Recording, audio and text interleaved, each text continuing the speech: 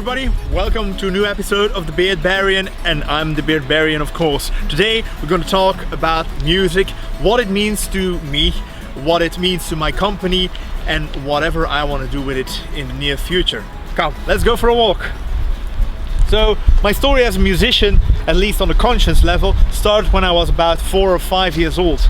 I grew up for a very long time with my grandma. Parents went out working, I went to my grandma, and she was a massive fan of Elvis Presley and Cliff Richard, two examples of classic rock and roll. So yeah, I was confronted a lot with that music, and of course the music that my dad liked. When my dad was at home, he was listening mostly to the rock of the 80s and the 90s. So yeah, heavy guitars, lots of drums, and a strong singing voice were the biggest musical influences that I was acquainted with.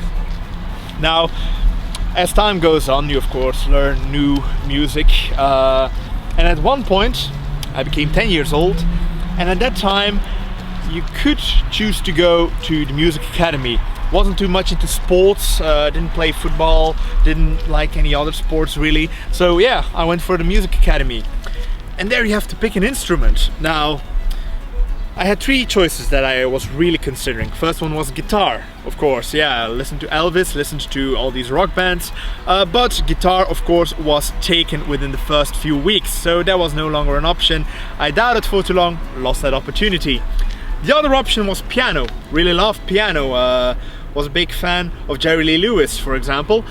But somebody told me, oh, you know, piano, you can't take that instrument with you, you can't go play just everywhere. So yeah, piano wasn't really my thing after all either, so I stuck with the third option, and the third option was the violin. Now the violin was a pretty intriguing instrument. At first, of course, everybody knows the classics, but then you start looking into the violin as an instrument, violin players, and you discover all these jazz violinists, folk violinists, even rock violinists. So yeah, I was very happy with that choice.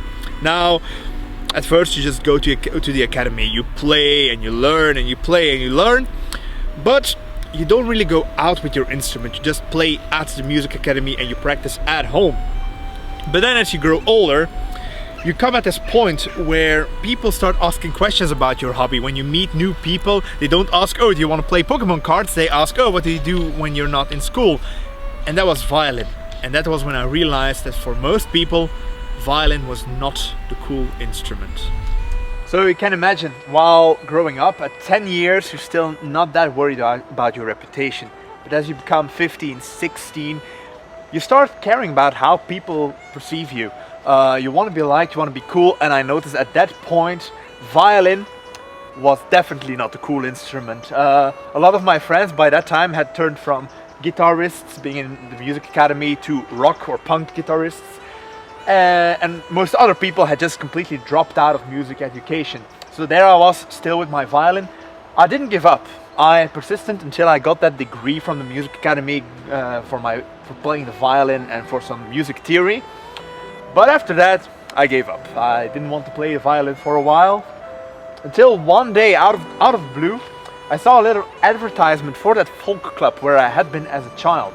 So I didn't really think. I just got in my car that night, drove to the folk club, and picked up a gig of that non-medieval but still very authentic, very acoustic music. And when I was sitting there, I became that child again. I became a little boy again, listening to fairy tales with puppets, with music that he thought was very medieval. So, short while after, I started my first folk project, Sons of Sirius. I wanted to recreate that feeling I had in my own head for other people. I wanted to send other people on that adventure, make them feel stories while listening to music. So that's basically been my main goal. So Sons of Sirius was my first folk project. Started off really crazy. We just took a booklet of Irish music, started playing it. We actually practiced less than 24 hours before our first gig. It was absolutely stupid, but it was worth it. It was the first step you take on an adventure, and that's in the end the most important thing, that you start walking. Take that first step, just doing it along the road. And that was my first step. The gig was horrendous. It was raining, we were only 4 people in the crowd, but we had so much fun. then we kept going. Now, as you keep doing these things, you get better at them. You start thinking more clearly about what you want to do, about where you want to head. So got more members, learned how to deal with people, learned how to lead a group of musicians. I also learned how to deal with the people you want to do business with. Of course, you're looking for gigs. You want to play at pubs, you want to play at folk clubs, you want to play on fun stages. So you learn how to talk to those people. There's a certain way how to talk with them. They want certain things out of you, you want certain things out of them, and you learn how to communicate about those specific fields. So that was a very interesting journey. I think at that time I didn't fully realize I was learning, but I couldn't be right now where I am if I didn't learn those things along the road.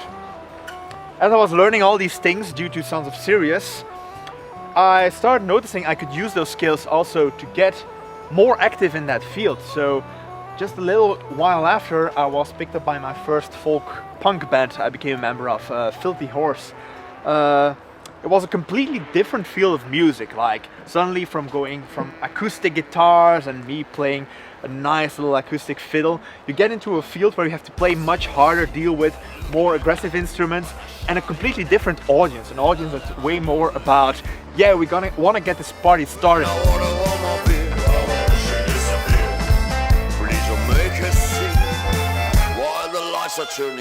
And not as much about we want to lean back, almost fall asleep and start dreaming about this other world.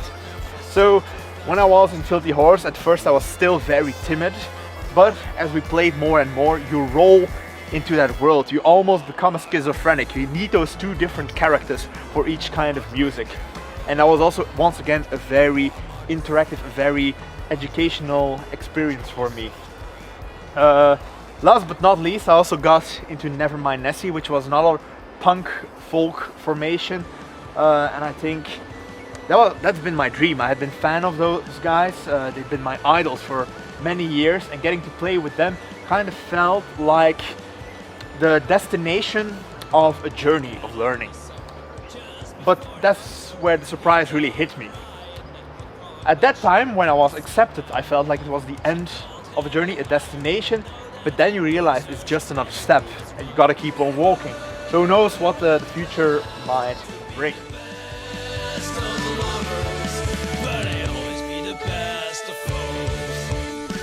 Thing is, when you join a band that in your eyes might already be successful, it's very important to not just try to be part of that story, you have to help actually building it.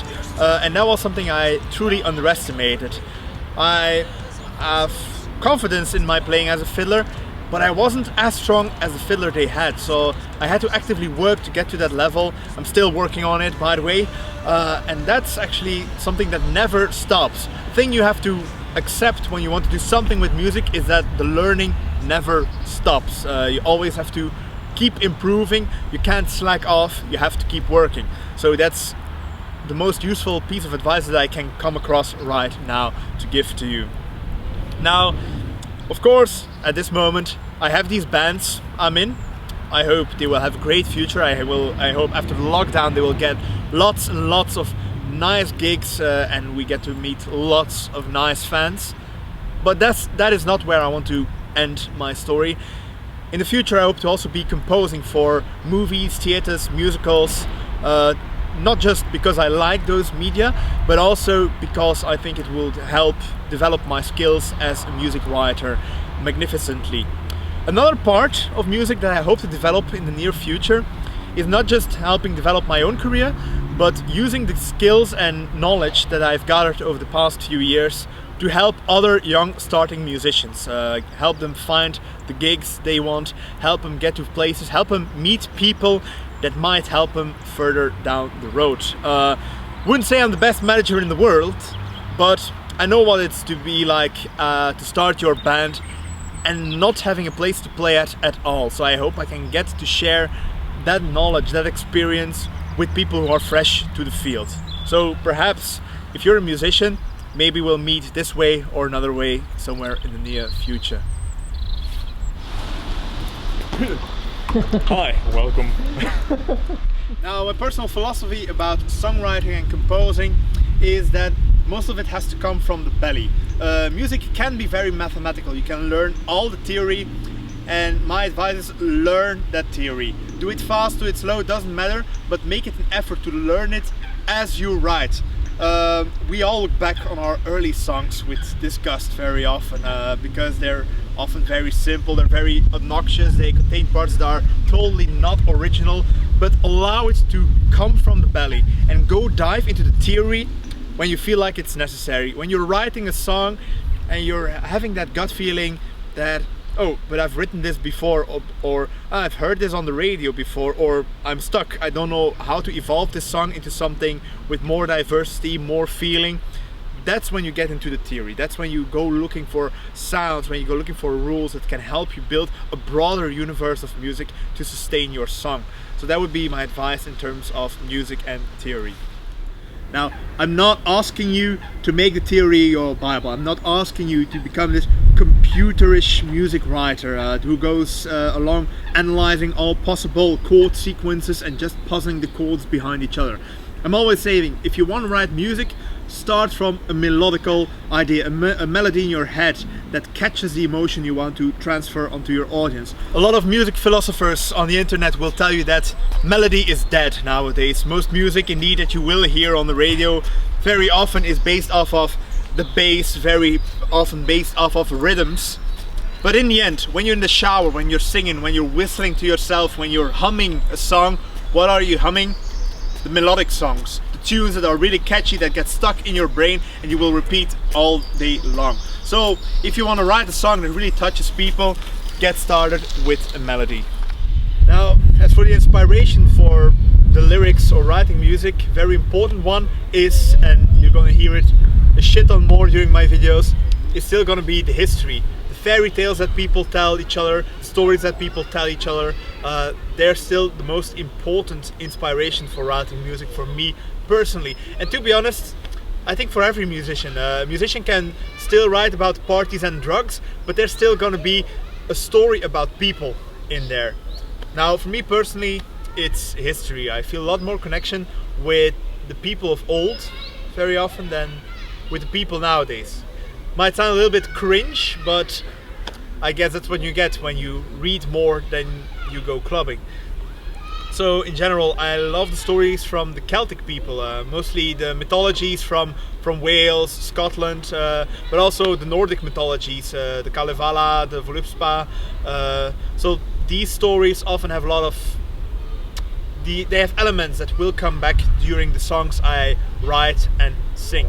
So I hope when you listen to my music, I actually get that image in your head of sitting around the bonfire and listening to magnificent stories of the people of yore. Now, of course, that explains how I connect history and music, but it doesn't explain quite completely how I'm going to connect beer and music. Now, it's very simple. Just like stories, beer is something that's been with us throughout all civilizations, all ages. And in the future, we will still be drinking beer, we will still be sharing stories and listening to music. Without beer, we don't quite socialize that easy. Beer just makes people a lot smoother, makes them work a lot more compliant, and makes them go into that creative mode, make them join your stories a lot easier. So, of course, not only will I be writing songs about beer, especially when we play with Filthy Horse. Francis writes a lot of songs about beer, but the music also inspires me to make some beers. The beers themselves, I always envision people drinking my beers while listening to music, while listening to stories. So I hope I find that perfect balance where I can actually start selling CDs that go well with a certain kind of beer that I make. But that's maybe just some music for the future.